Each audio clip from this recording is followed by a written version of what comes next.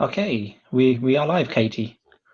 Good evening, everybody. In yet another lockdown, I do hope you're all staying safe and keeping well.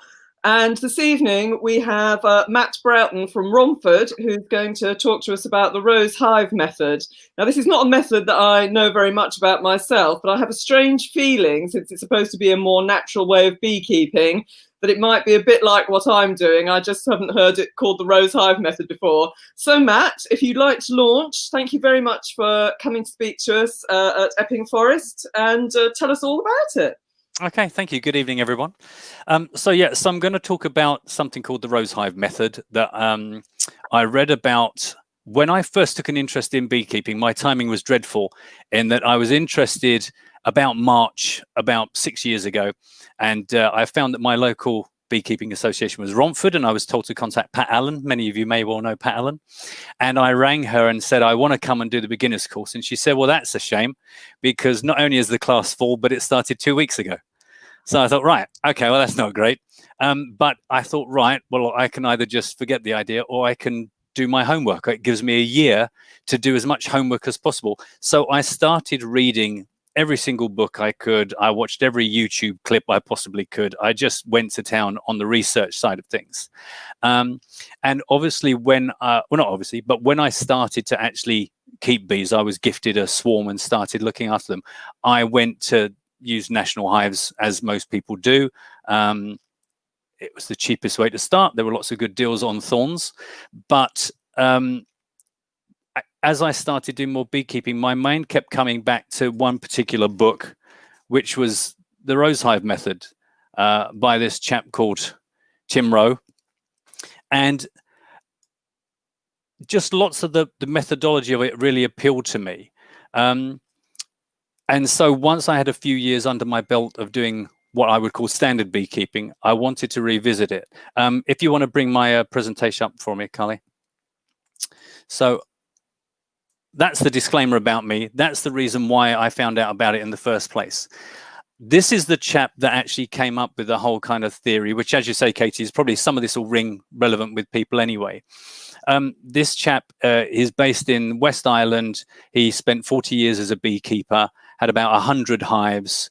But what he kept doing was running into the same problem, both from his own point of view and conversationally with other keepers, was that there was a proliferation of people using either deep brood boxes, brood and a half, or double brood, which seemed to him to suggest that all beekeepers seemed to recognize that there was a problem and that standard brood boxes were too small, is that the queen and the colony demanded more size. But of course, using a brood and a half or double brood, whatever configuration you try using the national boxes, just complicated things, because you would end up with multiples of equipment at different sizes, and you'd have castellations, or you'd have runners, and you'd need spacers, etc., etc. So what he was really looking to do was to try and come up with a size of box that was big enough to overwinter a full colony, but also not too big that if it became full of honey, that it was, you know, carryable.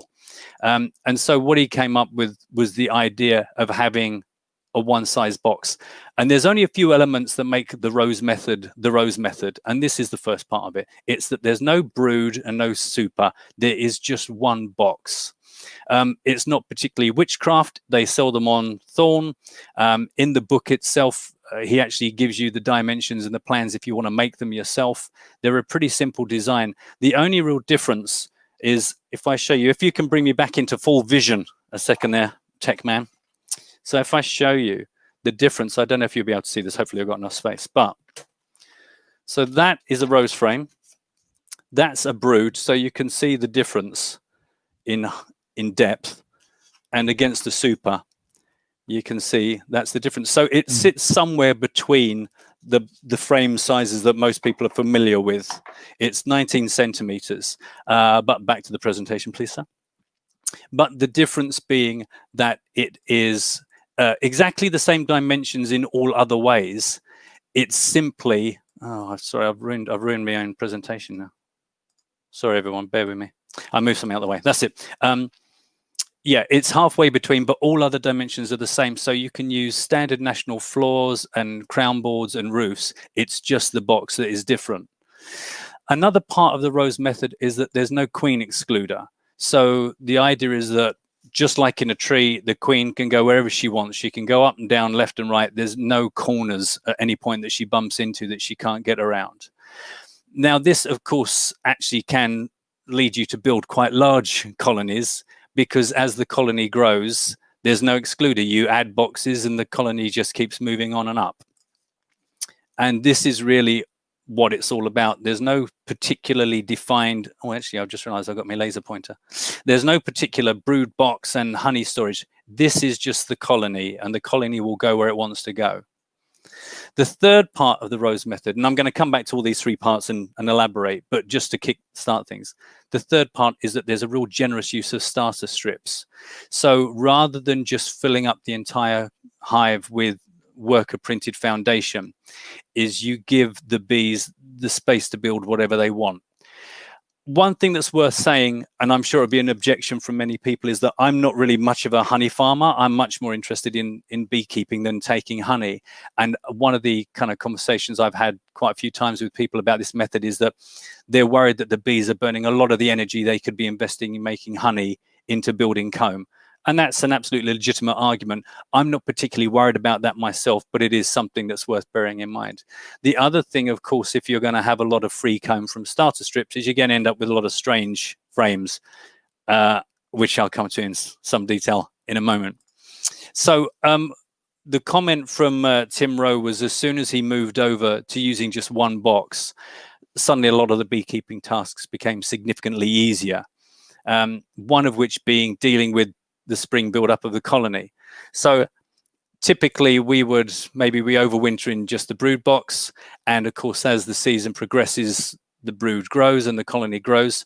Now probably at this stage most of us would feel happy that that's great, and we'll put a queen excluder on it and then just put supers on top and look forward to taking the honey. The difference with the rose method is that at this point you introduce another box. So you literally split the colony and you bang in a brand new box. I have a video of a man doing that in case you can't visualize this. There's no music, so just hum to yourselves at this point.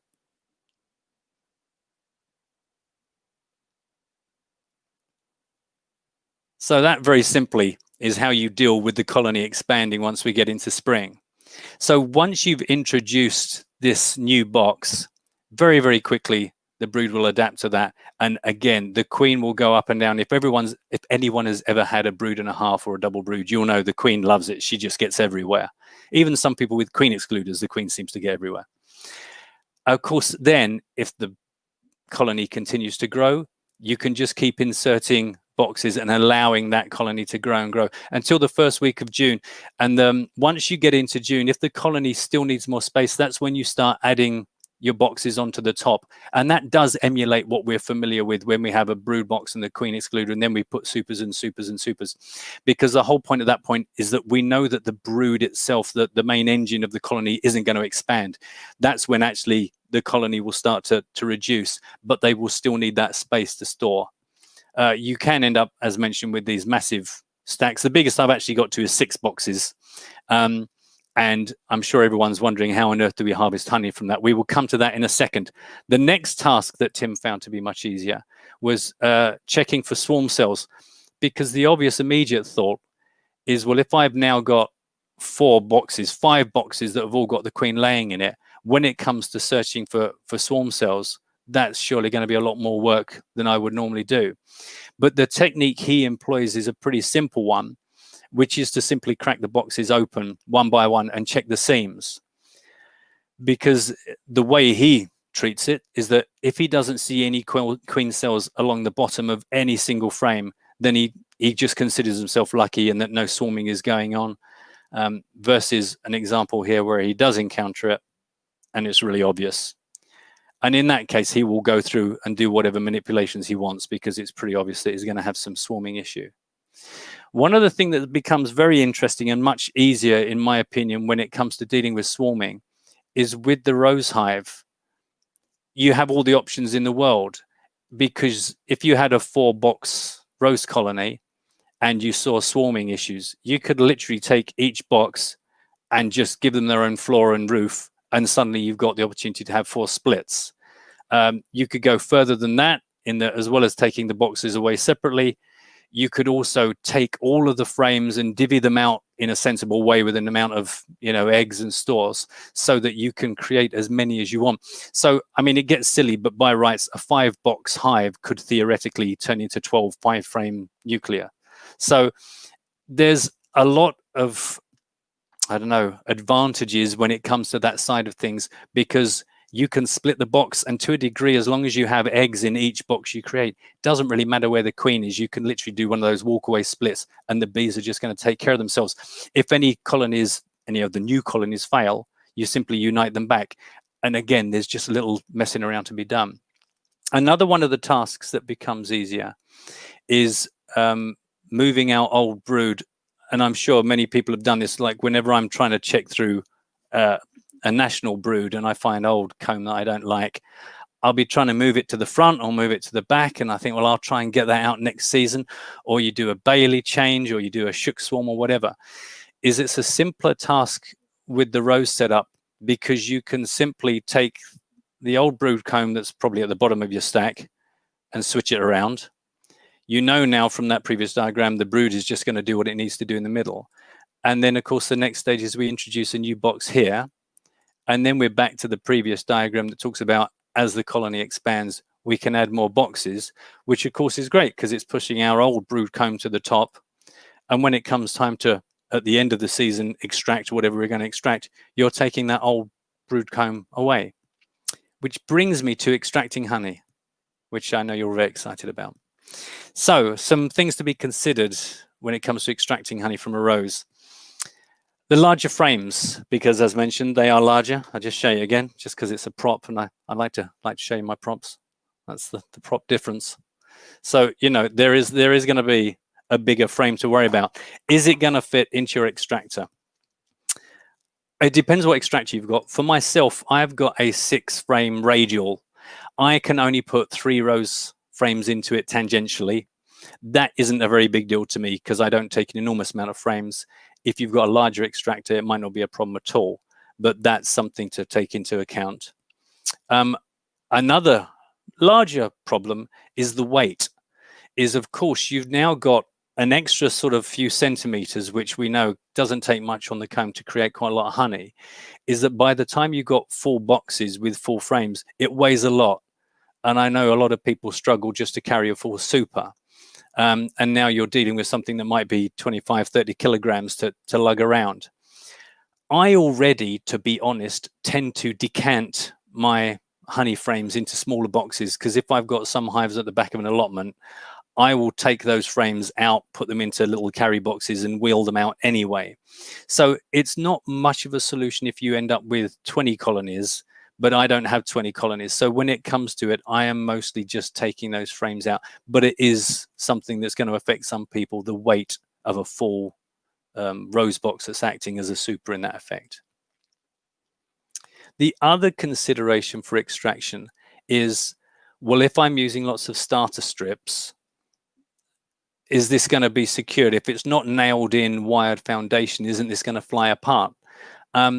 All I would say, I think it's been 4 years that I've been using the Rose Hives, is I've not had any accidents in the extractor yet. I've got a manual extractor, and I don't know if that makes any difference because I'm able to kind of perhaps measure my extracting whirring, whereas if you're somebody with an electric motor, maybe you're more inclined to set it going at washing machine speed and just seeing what happens. But the point being, the way that the bees anchor this free comb to the sides, it's incredibly sturdy. And as long as you don't go crazy, I've not had anything fly apart. Now, the other thing is, of course, we're in a situation where we've got no queen excluder. So in the space of a season, comb might be used for both brood and honey, which a lot of people are not going to like the idea of. And I'm going to quote, it's easy just to quote Tim on this rather than give you my own version. So he says, I'm asked occasionally whether harvesting honey from combs that once held brood is healthy and legal. The answer to both questions is yes, Because it's never possible to extract the last drop of honey from a cell, there's always a lining of honey left behind, and this seals in any contaminants there might be in the cocoons. Even in a hive with a queen excluder, there is a strong likelihood that the honey has spent at least some time in a brood cell anyway, before being moved up the hive into what we would normally consider, you know, the supers. And of course, the other thing is to remember that before we get to it, the honey will have already been moved between various bees' stomachs and will have been stored and transported from various brood combs. So I've got a funny feeling that if you're a bit of an icky person, then honey probably isn't the thing for you anyway. Of insect vomits, it is my favorite, but for some people, I know that might cause a problem. Something that I thought would be interesting to see on that point is this is a frame from one of my colonies. And we managed to take a kind of a sequence of photos every time we came back to visit it. So the interesting things, first of all, are here's a rose frame. You can see it's slightly larger dimension than a super. You can see also how the bees have indeed fixed the frame in. So even though this is a pretty heavy frame, give it a really good shake and it just isn't going anywhere. It's not like a top bar hive where it's just flapping around. And of course, the really key thing is mostly we've got a lovely big white super frame. And then down here is this patch of drone comb that's still ticking over. So we came back a week later, and now that drone comb has popped out. And then we come back a week later, and now it's been filled in with honey. So this has been transformed from being probably originally a kind of a brood comb to then being a brood and store comb. And now it's turned into complete store comb. And then when we come to slice it off, you can see everything is exactly as you are used to. You take off the cappings and there's the comb and the honey underneath it. But you can see there's this dark patch where indeed it was once brood. But when you come to extract it, there's no difference that I've ever been able to tell. Doesn't taste any difference, doesn't taste disgusting. There's no bits of anything floating in it. Because of course, we're allowing the bees to sort of replicate a very natural scenario because they would use the comb however they want to use the comb in a natural scenario.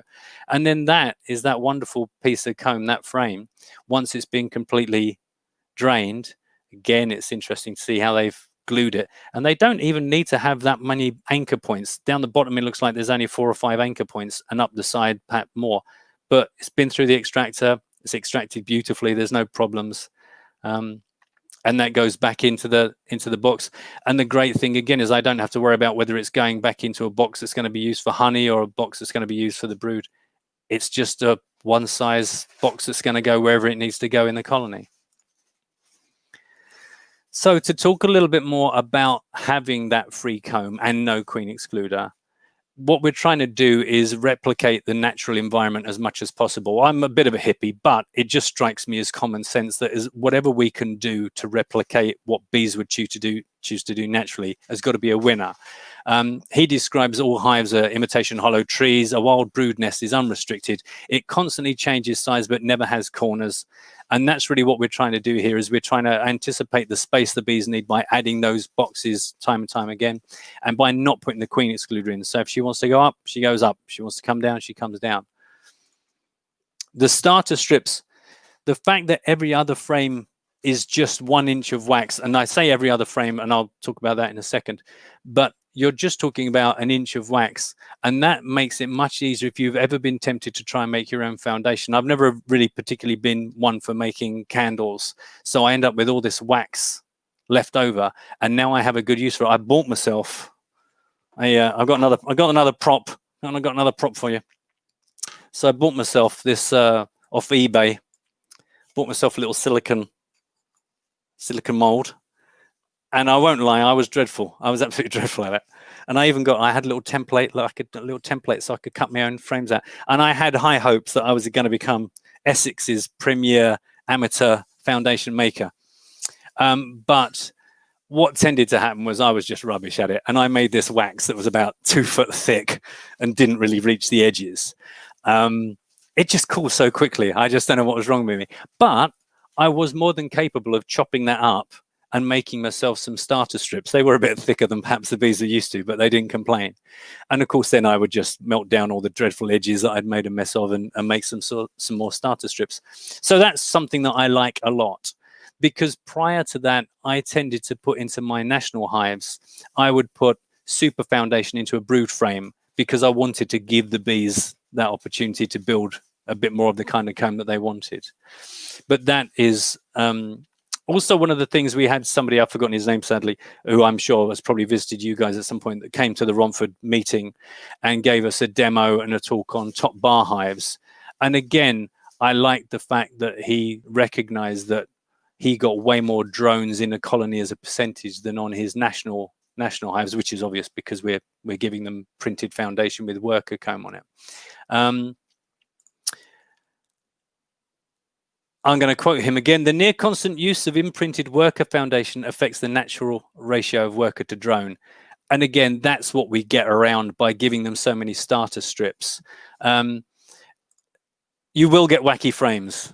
There is no getting around the fact that if you are used to having a nice organized system where you have your food frames and you have your egg frames and you have your little bit of drone on the bottom, that's out the window. It's going to be pretty freeform.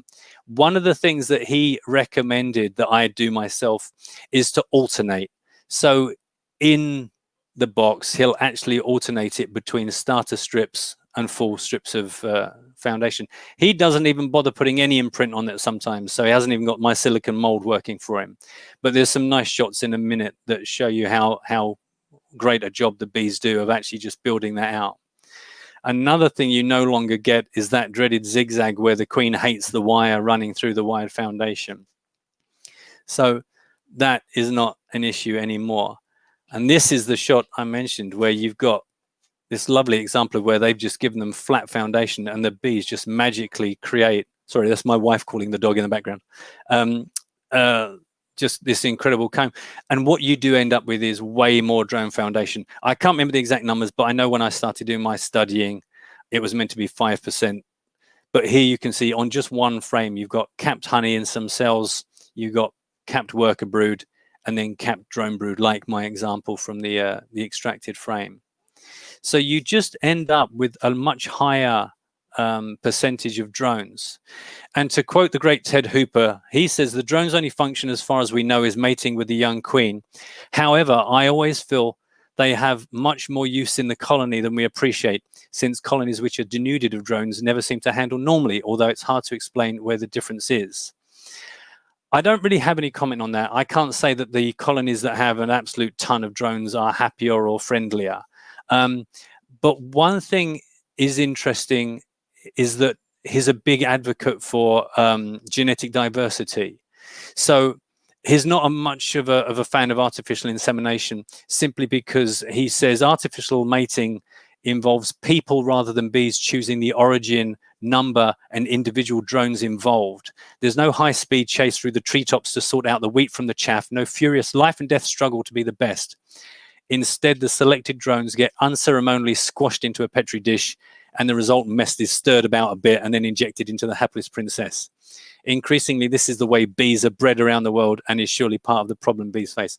This bloke, by the way, is very amusing chap. If you want to find him on YouTube, he's well worth looking up. He's got quite a good turn of phrase. He is a bit more militant than I am about all of this, but I think his ultimate goal is a good one. But that's another upside to creating more drones. The other thing that I found is I know a lot of people put into their colonies quite deliberately sometimes super frames, knowing that the bees will build more drone comb in the overhang so that they can cull it for varroa control. Now that you see there is just a standard frame where the bees, for whatever reason, have decided we want mostly drone comb on this. I don't have enough data to present this to you as something scientifically, but I can tell you that the first hives that I converted to rose hives had almost no varroa. Now that might just be purely circumstantial as to the environment they're in and the colonies and whatever. But though I have never actually, since I've had a rose hive, I've never deliberately culled the drone brood, which I had done previously with nationals, is that I don't know, but it seems sensible to suggest that if the bees are aware of the varroa, that they perhaps create an excess of drones to lure the varroa in, and then that those drones are just sacrificed to the virus? I do not know, but I certainly do know that I get way more drones in a rose hive than I do in a standard hive, and that I don't have as much varroa problems. The counts are almost non-existent. As I say, with a researcher's head on, I've been doing this for like 4 years with the rose hives, 4 or 5 years. And that's probably not enough data to say. At one point, I ran a rose hive next to a brood and a half next to a standard setup. And in both the brood and a half and the rose, the queen went to town and had a lovely time. I can't tell you that I've done that for enough years to want to present to you that this is a solution to varroa, but it certainly seemed to make a big difference. The other thing I like about this setup is that the colony grows naturally and without influence. So, of course, the beekeeper completely controls the side of a colony. If you want to give it double brood, they never ignore that. If you want to give them a brood and a half, they will take advantage of that. So by us using a queen excluder, we are completely in charge of how well a colony does, how large it grows. In this scenario, you could put 5 rose boxes on. If they only inhabit 2, well, that's clearly as good as this colony is going to get. But by doing all these things, by having no queen excluder and having the free comb, they can decide what's going to be stores and what's going to be brood, and they're going to decide how huge to go. And of course, the other difference is that we mostly decide that everything above the queen excluder is ours. Well, that must be surplus. That's super, that's supers, that's our stuff. The difference with this scenario is because as you add the boxes, the colony grows. It also, as the seasons change, the colony shrinks. And what it leaves behind, what it doesn't take down, what it doesn't leave as its main engine, you can feel way more confident that that genuinely is superfluous. That is safe to take, because if the colony inhabits that area, they clearly need to use that. But watching the colony grow and then shrink and leaving the stuff behind makes it feel that there's much better, because most people that I beekeep with do much the same. They've got a brood box, queen excluder, supers, and they all go at the end of the season. That's all their honey. And then, of course, they make up for that by filling the bees up with sugar water. And my only argument with that is that it's worth remembering the difference between what's in honey and what's in sugar water, is that all these incredible things that we find in honey are not present when you give them a bag of silver spoon and let them go to town on it. And my general metaphor is, it's a bit like if all you fed your kids from October to February were Mars bars. I'm not entirely sure they'd die, but I don't know if they'd be very well. And it kind of feels like there's a lot of that goes on.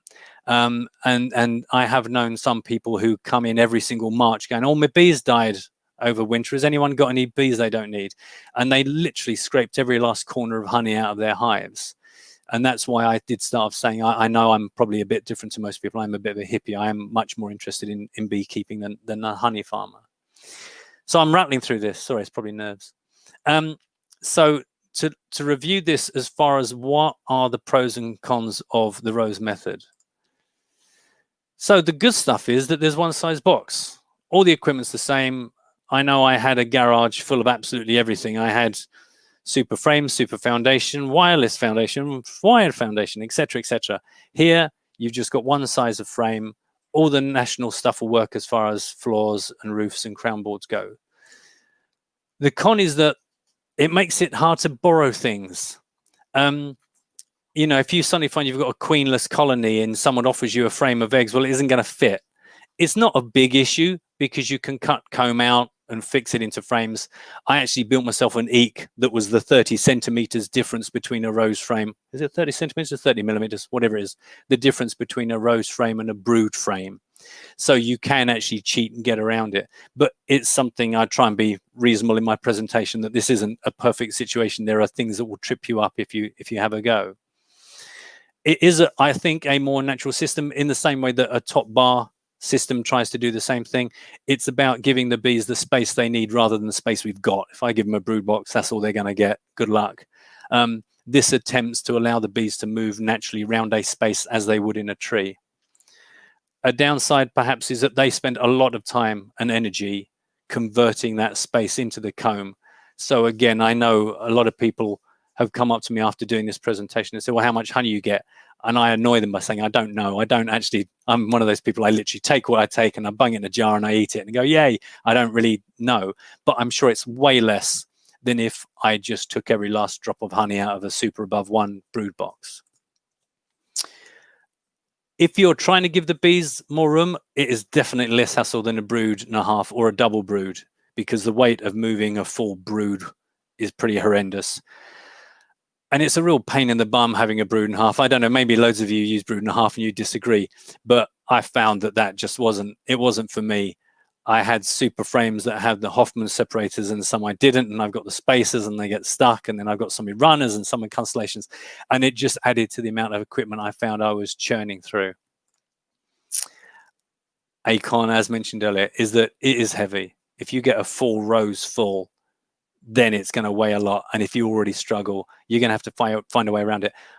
My way around it, as mentioned, is simply to decant the frames out into smaller boxes and shift them around, and I don't have a big problem. I got a dreadful tennis elbow that pains me, but I've managed to find a way to get around that. Another positive, if you're looking to increase stocks, doing it with a rose is really, really easy, because you just split the boxes down, make sure they've all got an equal amount of everything. Doesn't really matter which one the queen's in, they'll sort it out. It's a great way of managing that. And it's also in reverse, a very easy way of, if you need to reduce stock, you're just doing paper unites and you're back into the stack that you want. A downside is that you're going to get less frames in the extractor, as mentioned. So it depends on the extractor, but you've got to take that in consideration. I like the fact that the starter strips are there, apart from the economy of not needing to buy so much foundation, and the fact that I can now make my own foundation strips is a positive. The other side, of course, is that the bees really respond to having that ability to build whatever kind of comb they want. Of course, one big downside may well be that all your bees are already on nationals. Aha! There is a way around that. It's pretty simple. When I started this idea, I had my standard colony and I had my brood and a half, and then I had the rose. That was fine because I just started the rose as a rose hive. Once I'd run that for a couple of years and decided I really liked the way the bees responded in that situation, I had to start thinking about how I could phase out the nationals and bring more roses in. It's a pretty simple process, and it kind of reflects some of the other processes that I've talked about. Is that if you imagine you start the year and you've had your super underneath the brood box, if you've left them a super of honey, I hope you have, is the first thing you're going to do is whack that up the top and put a rose in the middle. And of course, what will happen there is that your overwintered colony will start to develop up into that. They'll draw out the comb, the queen will start laying. At that point, you simply switch them around. So you've now got, again, this is going to be your brood box, you know, your extended brood box, all the brooders living in here. As the season goes on, you're adding those rose boxes, you're pushing those older boxes up. And of course, ultimately, the aim is that by the end of the season, you can take those out of the mix. You've got the old comb to get rid of. You've got any superfluous honey in the top. You know that if this colony will, at its largest, have extended and taken up that whole space, when it reduces down, you can feel safe that you've actually left enough stores in there. Is mostly I find I'm overwintering in 2 boxes. I'm probably being a bit overly cautious because if you go through 2 boxes, find the best frames and put them down into one, I have had, when on my first year, it overwintered in 1 box and did very well. I've absolutely rattled through that. Apologies. I hope you could understand most of what I was saying. But I would be delighted to take any questions if you have any questions for me. Well, thank you very much indeed, Matt. That was extremely interesting. Though I have to say I have smashed many more frames in my manual extractor than I ever have in an electric one, due to being a bit too assertive. Yeah, I mean, you do, as I say, it can be a pain, and not only have you got to make sure you get it right, but of course you've got to do on both sides. So as I say, that's why I try and make sure I don't just talk about the positives of this. I'm aware there's stuff that people won't like the sound of. But it's the kind of thing where I've just encouraged people. Some people have even, it's worth saying, you can try all of this methodology just with super boxes. If you have superfluous super boxes, you're of course making your life difficult, because when it comes to doing that check for swarms, now if you had 3 rose boxes to check, if you're using supers, you've probably got 4 or 5 supers. So it's adding to it. But I find it quite joyful to have given the bees starter strips and just to see what they come up with, and watching that natural expansion and then contraction. It just seems the bees really, really love it. I know it's a really unscientific thing to say, but it just strikes me, anything that's giving the bees a more natural environment to operate in, I can't really see any reason to complain about that. Yeah, even with starter strips, if there's a flow on, they build them out in no time. So I know you're saying that they use a lot of energy doing that, but it's something that comes to them naturally. So it's not a problem for them to draw it out. And chances are, and chances are you're going to have a healthier busting colony anyway, because you've given them more space. So, even if someone just has the standard setup and has a standard brood box, we know that when the flow is going, you put on a super of not even drawn foundation and give them a week and it's full. So you can imagine if you've doubled your capacity as far as the colony goes. That really isn't an issue. I've taken in some cases that it gets such a big colony to giving them extra entrances higher up because there's just such a big colony going on. But again, they seem happier with it, so I'm happy to muck around a bit for them. All right, we have a question. Let me put it on the screen. This is more of a comment actually, so it's probably similar to what you were saying before.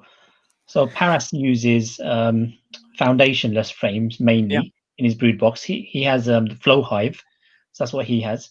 He's saying he has about 20% drone brood. So I think that's similar to what you were saying. Is that right? Yeah, I mean, again, it's not like I've measured it, but certainly having done 2 or 3 years with nationals, when I went to using the starter strips, that alone just seemed to boost it massively. I mean, you were picking up frames that were just covered in drones rather than it being like, oh, here's the drones over here. It was proper full frames like some of the videos. So I think it's the same with the top bar, with starter strips. In the same way that, to a degree, even people that haven't thought about it acknowledge that if you give them space, they will do it. Because I know, as mentioned, as part of the Varroa control, people will put a super frame into a brood, knowing that whole area down the bottom will turn into brood and be culled or whatever they want to do with it. So, yeah, I'm not surprised to hear that. I would comfortably guess 20 to maybe even 25% sometimes in the height of the season are given over to drones. It's a good question. I don't. Do you treat for Varroa at all? No, I don't. I always did everything by the book, when I was starting. So I always did Apiguard, I did oxalic acid. But to a degree, I kind of did it and justified it because I know a lot of people aren't keen on, not doing the chemicals. But when I had that 3 hive setup, I kind of wanted to see what would happen, so that I didn't necessarily want to sacrifice anybody, but having the national frame next to the brood and half next to the rose and not doing any treatment, that was where it became very apparent to me that the rose was doing much better on the Varroa side of things. And now I don't treat at all, because I do actually still run a couple of hives just standard setup, because I got all this equipment I bought when I started. So I thought, well, I can't throw that away. Yeah. So I still have one site where I run three hives standard, but with quite a handsome amount of starter strips in the mix. But even with those guys, I just have taken to not treating them. And maybe I'm just very fortunate, but I put the tray in, I check them all, and I just haven't been horribly plagued by Varroa. So it's not because I'm anti-Varroa treatment, but having done it for 2 or 3 years and then having done it for 2 or 3 years without, they seem to be doing fine. I don't know whether it's because the colonies are bigger because of the rose method, and therefore it doesn't have such an impact on them, whether it's just the drones are being sacrificed and drawing the Varroa in, I don't know. But no, I no longer treat at all for Varroa. So it's been about 2 to 3 years that you haven't treated the hives for Varroa, you said? Yeah, that's correct. Yeah, I think interesting. It might be a bit more. I think I would certainly put my hand on my heart, say three seasons I've not treated at all. And especially because, a couple of years ago, the whole ruling around oxalic acid changed, because for a while, some of my bees are in the Romford out apiary. So, of course, as part of the division's processes, we would all meet at the out apiary and we would do the oxalic together. And then that year where it changed and it was no longer kind of part of the division's process, that was the year that I did the experiment. And then I haven't done it since. So probably someone can tell me when that was, but my sense is it was probably 3 years ago. And can you treat with something like Apiguard? Because Apiguard can get into the wax and you can't really use the honey afterwards. So if you were going to treat, how would you go about doing it? Well, I guess I would do it exactly the same as I would with the standard, which is once I've taken the honey that I know I'm going to take, I would put it on. So I guess really at that stage, there's no real difference if you're someone that's got a brood and excluder and supers and you take your supers off and then treat for varroa. I'm only doing the same if the colony's expanded, come down to 2 boxes, and then I take off my honey, then I would treat for varroa. So I guess there's actually not really much difference there, other than I have more frames to deal with. But so you just go through the hive and take off the frames of honey individually and then treat it. I mean, it's an interesting thought, because just as I think it through, I guess the difference is, for me, I know that next season, those overwintered brood boxes are going to get moved up and ultimately be taken off. So maybe there would be an issue there in that if that brood foundation was impregnated with the treatment, well, I'm going to be taking honey out of that in a season or 2. So maybe that would be an issue. But I know we had a talk once, might have been from Jane, who said, you know, she'd sent off some honey that had been in the hive when the Apigard treatment was done, and there was no trace of it. Now, I don't know if that's necessarily agreed with by everybody, but my sense was there was a little bit of doubt as to whether our worry about the treatment with honey in the hive was completely warranted. And in this case, I'm more worried about if it imprints into the wax. Does that matter if they're already leaving this coating of honey to protect? You know, the surface between the honey and the comb itself is already protected. So maybe it's not something I would worry about anyway. I don't know. That was a really long way of saying I don't know. It's interesting, well, to think about these things. So I think that's good. Yeah. I think, according to the graphs that the NBU and other people produce, the next couple of seasons will probably be the critical ones to watch and see whether you do have any issues with varroa or not. So it'll be very interesting to see how that goes. The other question I was going to ask you is, what sort of bees do you run? Do you have local mongrels, or do you import bees in, or what do you run? No, mine are all local mongrels. I started off with a swarm that was given to me by a swarm catcher. And then I split those, and then I caught a couple of swarms, and then one of mine swarmed. Most of mine have all come from sort of the same split or from swarms. I actually live right near the country park where the Romford division is based. So I put up a load of bait boxes in my back garden, and I'm pretty sure I steal bees from all of the members of Romford at some point. But no, I know nothing about the origins of my bees. As I got seven colonies going into this winter, and all of them have stemmed from somewhere. I'm being a bit of a hippie. I'm not a big fan of importing. I don't really, people buying queens in. I think we should try and raise our own queens. You know, the genetic diversity, etc., etc. I got a feeling that's kind of behind a lot of our problems right now, is the amount of importing and queens being bought and being posted around the country. Makes me shudder. So no, I'm a bit organic in that way. Have you seen much in the way of deformed wing virus or chronic bee paralysis or anything like that? No. And like I say, I don't know whether I've just been fortunate. We had the bee inspectors come around before all the lockdown stuff happened. We had all the bee inspectors coming around where there was a lot of the European foul brood kind of broke out. So it was a nice kind of boost of confidence for us to have the pros go through all of our hives. But no, we're not seeing anything like that. And my hives are split between a kind of a woodlands environment where the out apiary is, and then allotment. So they're kind of 2 different environments. But some of the bees that have spawned the 5 I've got in the allotment were splits from my original woodland guys. So again, they all have some inherent strain. So that's, if I took a completely alien colony and put them into this situation, maybe it'd be a car crash. But right now, everything we've seen, and we are very vigilant. We're not like blasé about the varroa stuff. We're still totally paranoid. But every time we do tests, every time we check the bees out, we seem to be doing pretty well. That's really interesting. So there's a question from Anne here. She's saying it looks similar to the checkerboarding system, apart from you use more supers.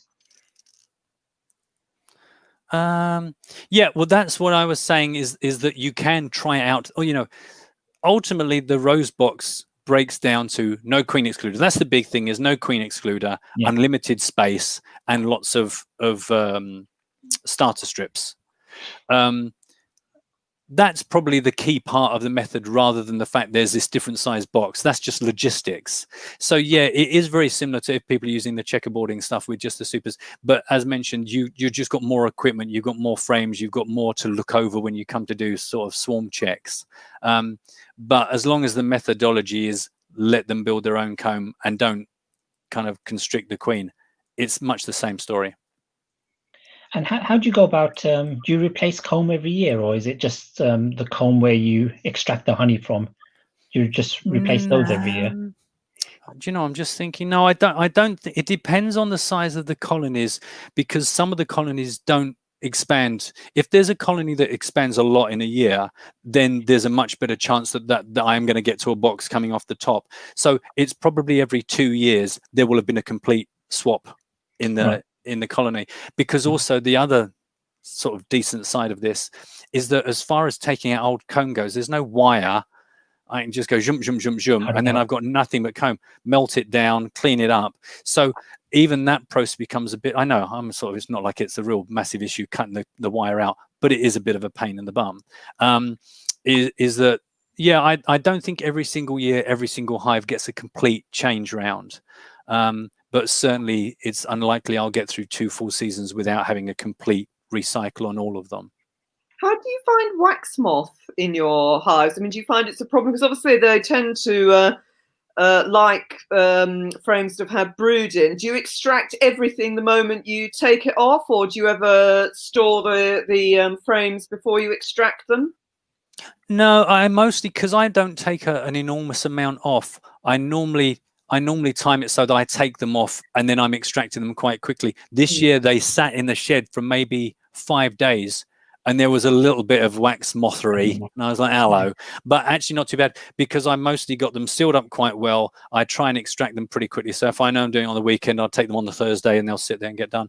And then I do the same thing as most people, is I'll then put them in the chest freezer, give them a day of being frozen, and then store them up. So all of my drawn out stuff that was too manky, I just either threw out or melted down the stuff that was good enough to be turned into new starter strips, and the rest is stored away.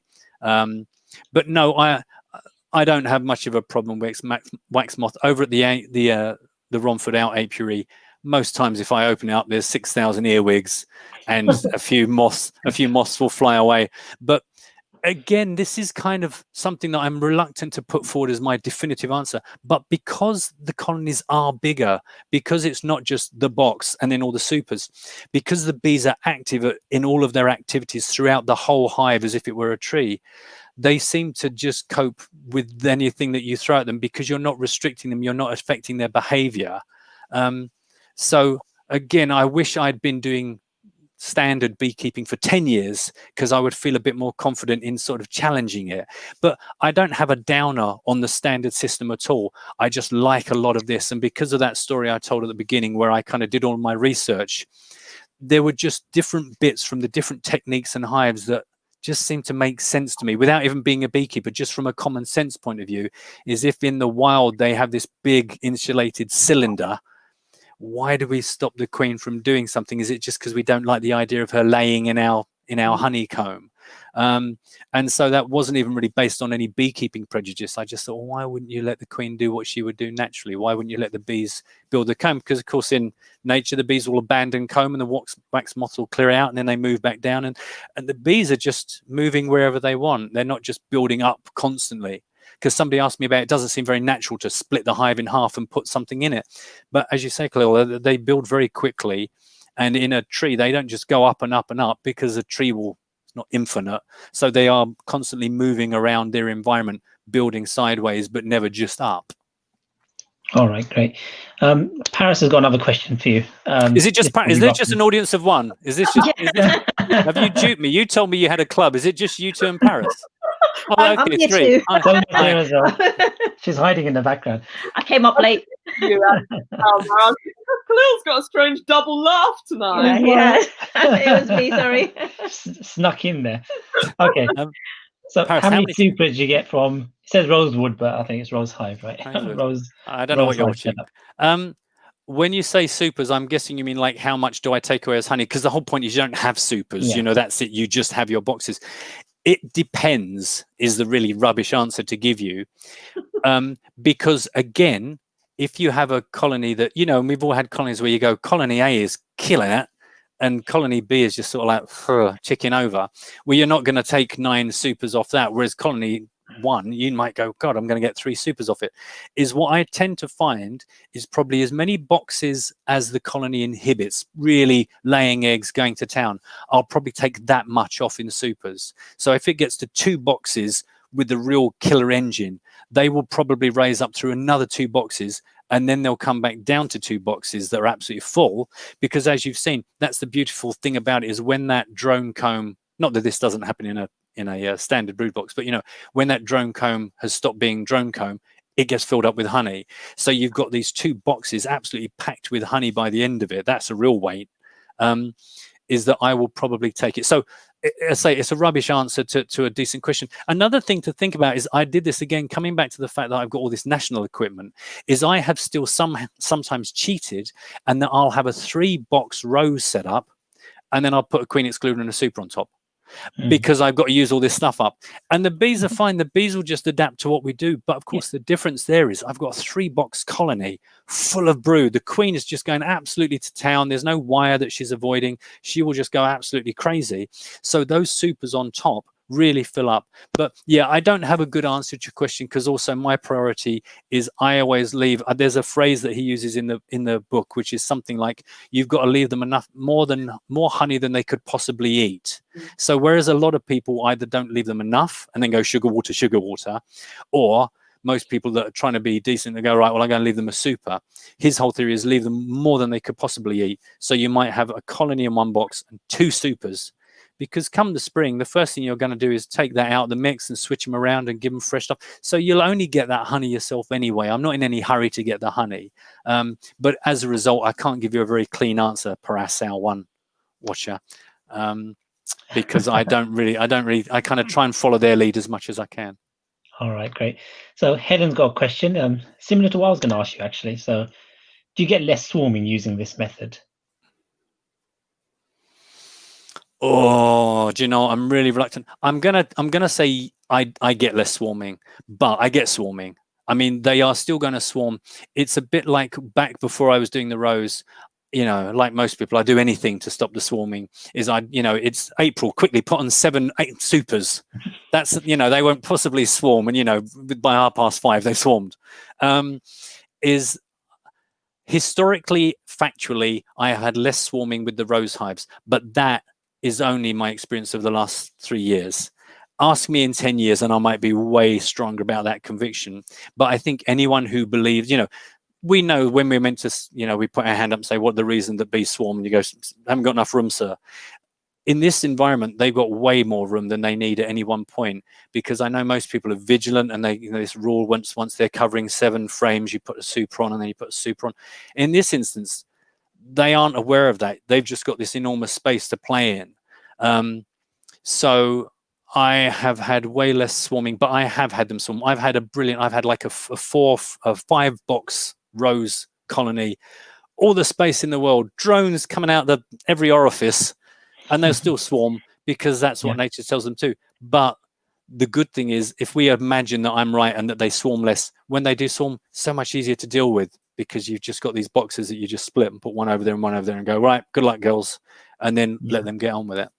Yeah, I think absolutely. You can't stop them from swarming. It's something that it's natural, and they need to do it. It's the way they and I kind of, you know, I long for a time where I have a bit of land where I don't mind if they swarm. But right now, you know, we're in a shared space. We're on an allotment. The allotment is I gotta stay friends with everyone. One jar of honey is not going to excuse me for 3 months of bees swarming every other day. All right, good question from Helen then. So we'll ask Helen to ask you again in 2030 that same question and see what your answer is. Set a reminder now, and if I'm still doing it, I'll feel better. But as I say, it's funny because when Norman, who is the warden of the Romford out apiary, he was the first guy that approached me and went, and he just very quietly said, I see you're not doing things the way that we normally tell people to do it. And in fairness to Norman, who I'm sure has got decades of doing it the normal way, I just explained to him what it was I was trying out. And he was a big fan. And he said to me, would you do a talk on it? This was some years ago. This is when I first set this Rose Hive up. He said, would you do a talk? And I was like, I don't know enough about it yet. I can tell you the mechanics of it, but I haven't had enough experience of it to tell you whether it's good or bad.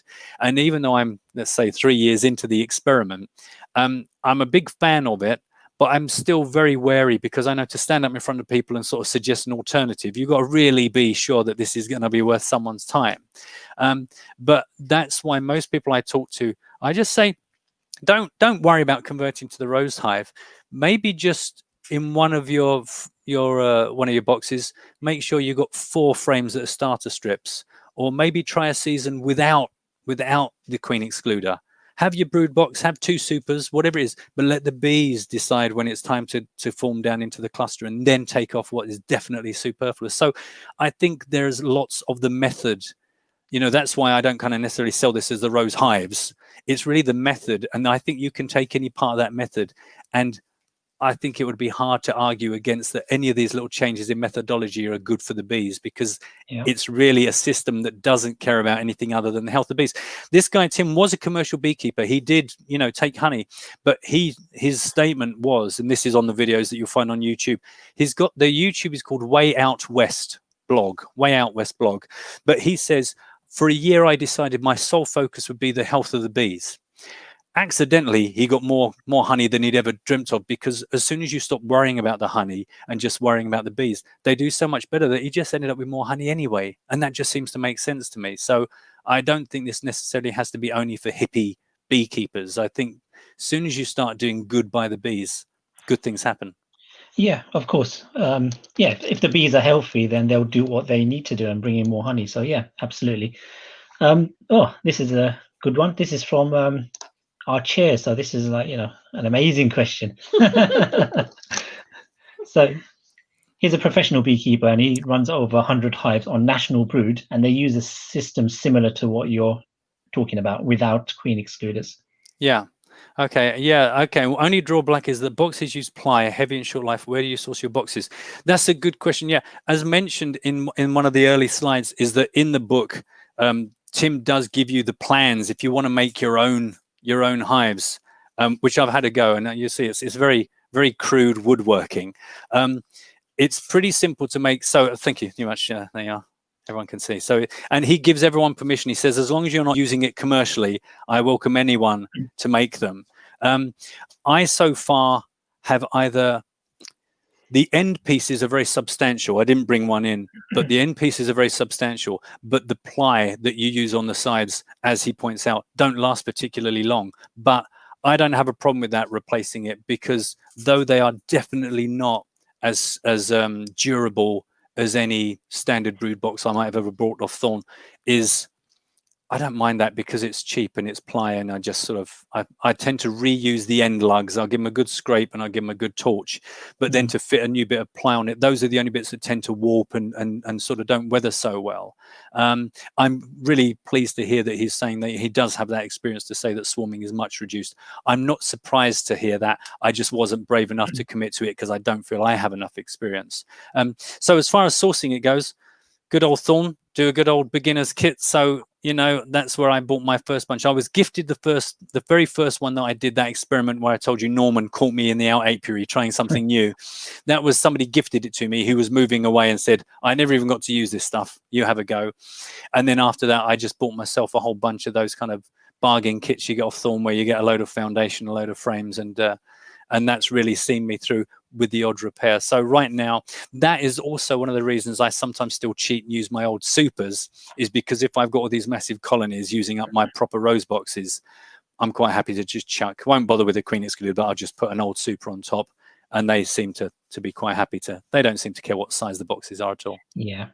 If you're making your own boxes, theoretically you could use cedar, which would be more durable and lighter. So yeah, I mean that's the truth of it. You know, another thing, I'm still relatively, you know, young on the beekeeping side of things. Not personally, I mean, as in I've not been doing it for very long. I've just got a lot of filters on my camera. I'm actually 100. But I forgot what I was going to say. I was being so amusing. Is that I've not really made a decision about the insulation side of things, because of course, if you're using just a thinner ply for 2 of the sides, is that good enough for the bees? Could I be doing better? Should I be wrapping it in foil and foam? I'm not someone that's insulated. The very couple of first years I did, I insulated them on the top. And then, you know, as it is, when you've got 1 or 2 hives, you can do everything.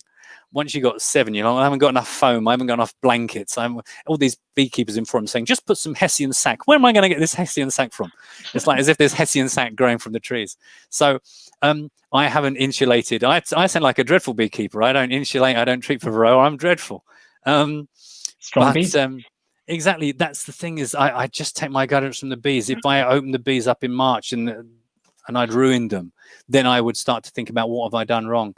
But I haven't encountered that. I'm sure that day will come and I'll feel dreadful and I'll beat myself up over it. But right now I'm a few years into this kind of experiment, and it's all going well. We have, for the last couple of years, we have had fairly mild winters as well. So it'd be good to see, you know, it's a good experiment, I suppose, see what happens when it gets really cold like it used to before. You know, will you need to put some top insulation on maybe? Yeah, true. Although I guess by rights, having a milder winter is actually a bigger test of the colony. Yeah, you know, it is as far as, you know, the pathogens getting killed off in nice cold weather and the cluster being very stable and hardly moving. So right now, I think that's the other thing we probably, as a unit of beekeepers, have to redress is the amount of honey we leave them. Because if this is going to be the way our winters are now, we've really got to realize that they've got to be fed. They really have got to be fed, not give it a heft and put a bit of fondant on. It's like, no, I think if this is the way, it's like, if right now, if it doesn't get much colder than this for the next couple of months, you know, that's not the way it was 10 years ago. Yeah. So I'm less scared about it getting very cold, because I know they'll just cluster down. If the insulation isn't good enough, then I will learn my lesson. But from the first couple of years I was doing this, it was colder, but not by much. So yeah, it'll be interesting to see if the advantages of having a proper cold winter are outweighed by the disadvantages.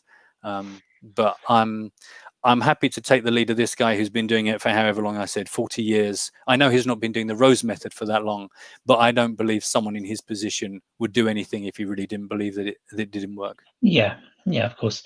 We're up to the hour, so we'll have a few more questions, and I think we'll call it a day. Do you want to take? No, that's been answered. Oh. Do you want to take another question from Paras, or shall I tell him that? Nah, unbelievable. Yeah, no, bring it on. Yeah. No, I'm joking. He's actually got 2 questions as well. 2 questions. He just doesn't learn, does he? He's our treasurer, so he's got plenty of questions. All right, let's see. We'll put this one on first then. How high do you, off the ground, do you keep your hives? I don't know, knee height. I don't think about it particularly, to be honest. So I guess 2 foot off the ground. I've got the ones in the out apiary on stands I made myself, where, yeah, I guess it's probably about that off the ground, just to save my back, to be honest. And then the ones in my allotment I've got on sort of breeze blocks. They're probably higher than most people keep them. You know, when I see other people's hives set up, I have them a bit higher than that, just because I can't really think of a good reason not to. But it's not anything I did for a particular conscious reason. I just went with a height that was stable and decent for my back, and that was it. You've muted yourself, Carly. I have, yeah. All right, one more. This one. I take it Paris is talking about the solstice here. Yeah, that was actually mentioned. If you remember, there was the diagram talking about, you know, taking the boxes and putting another one in and taking it. Is you only do that up until June 21st. And then at that point, you only put boxes on top. That's where I cheat and start putting supers, actual, you know, super-sized supers on top. Because as mentioned, up until that, yeah, if the brood wants to grow, let them grow. At that point, you know they're only going to maintain that and start reducing. So if you start cracking them open and putting in the middle, that probably isn't going to get fully developed. So that's the point where you just go, right, that's as big as I'm going to let the colony, the body get. And now I'm just going to make sure they've got space for any superfluous honey. But yeah, that's the point at which I would stop putting the break in the middle. We got one more question, but I think it's a spam question actually, rather than a proper question. Is it asking me what filters I use on my camera? This is from Robin. That can't be a proper question. Have you ever considered putting a flow hive? Do you know the irony is the only reason, the thing that attracted me to beekeeping, because I get asked this a lot, is that I follow a lot of technology and nature and science stuff. And obviously now, probably 6 or 7 years ago, whenever the flow hive first came out, I saw it and was intrigued by it, and it was presented as this revolution that's going to change the way beekeepers extract honey. And I'll also let you into a secret: I didn't really like honey. I'd never, until I kept my own bees, even when I had my own first colony of bees in the back garden, I had no interest in honey, because as far as I was aware, I didn't like it. It was only when I started to accidentally go, I was like, oh. And I realized I'd only ever had the cheapest, nastiest supermarket honey. And I was like, so this is honey. But when I saw about the flow hive, I realized it's saying it's going to revolutionize how beekeepers harvest, but I have no idea where honey comes from. You know, the other animals, the earwigs make chutney. Like, what's this with insects and condiments? And so I had a business trip coming up, and I bought myself Beekeeping for Dummies for no reason other than I thought, well, I want to know how bees make honey and how we take it and what's this flow hive. And my intention when I got into beekeeping was that I would get some flow hives. But I felt the right thing to do was to make sure I understood how to be a proper beekeeper before moving to the flow hive, which I know isn't, I don't mean that sound as condescending as, but, you know, I thought I can't just get a box of bees and put flow hive on it and go, oh, honey. But I found that I enjoyed the process of beekeeping so much. I didn't really want to remove any of those elements. So I got no downer on flow hives at all.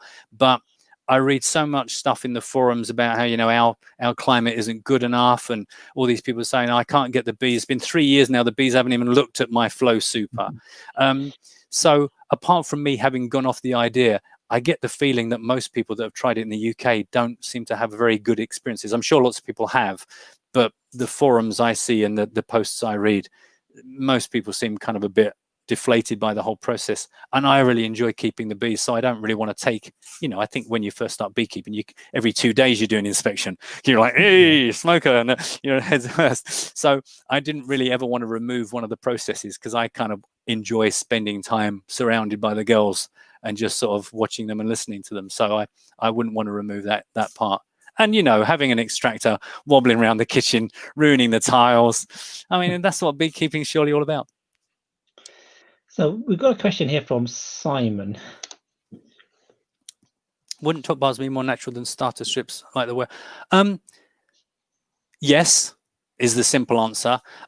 But I liked, for no good reason whatsoever. One, I already had floors and crown balls and roofs and that. So to move to the Rose system, because it's the same dimensions, it's still 46, all I needed to do was get these boxes and frames, and I could get going with multiple hives. So had I not already been a beekeeper, the paradox is, if I could go back in time now, I might be tempted to go with a top bar.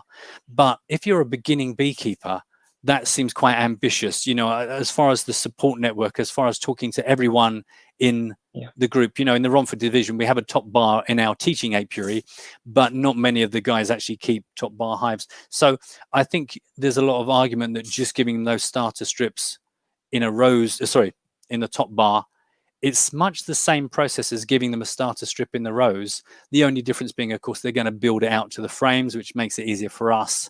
But it's really more of a logistics and space and equipment issue for me.